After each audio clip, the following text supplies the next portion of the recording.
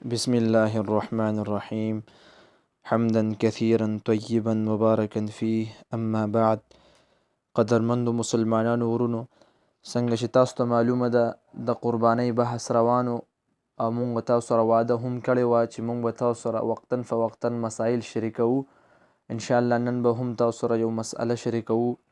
هغه مسئله دا ده چې قربانۍ چې کوم ځناوري د هغې ذبح کول او د هغې حلالولو هغه آداب او شرایط څه دي. نو قدرمندو مسلمانانو، د ذبح کولو آدابو کې اولنی ادب دا دی چې ځناور په نرمه طریقه سره او ښه طریقې سره چې دی د ذبح کولو ځای ته بوتللی شي، څه تکلیف وهل یا نور نقصان ورته ونه رسولی شي. دغه شان دویم، د ذبح په وخت کې ځناور هغه وږی نه وي او نه تږی وي. پکار دی چې هغې له مخکې د ذبح نه چاره ورکړلی شي، دغه شان هغې چې کوم خوراک بوزګیا ورکړلی شي او اوبه ښه ښایسته هغې نه بعد بیا حلال کړلی شي. دا هم آداب د قربانو کې راځي.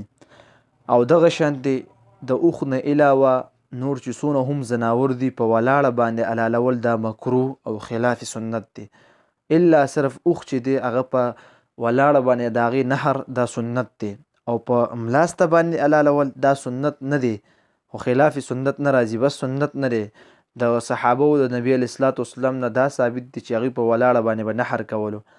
دغه شانتې د قربانۍ د ذبح په وخت کې ځناور تړل، صرف ښي خپه وله کولاو پرې غوستل د دې دپاره چې دا خپه خوځوي، نو د دې سره به د دې د بدن نه ټوله وینه چې دی هغه خارج کیږي.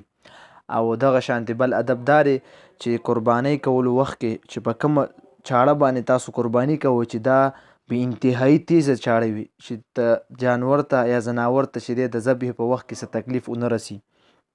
دغه شانتې بیا د قربانۍ په ویل په ذبح کولو په وخت کې بسم الله الله اکبر بسم الله الله اکبر دا ویل پکار دي. دا هم آدابو کې راځي. نو بل مونږ تاسو ته دا ویل قدرمنو چې کله هم ځناور تاسو وسملولو قبلې طرف ته، نو په دې وخت کې به چې دی تاسو دا دعا وایئ، کم چې تاسو ته بره په سکرین باندې ښکاري، دا په سکرین باندې تاسو کتی شئ.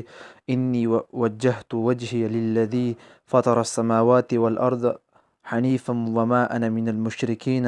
دغه شان دا ټول چې دی دا ټول تاسو بیا وایئ.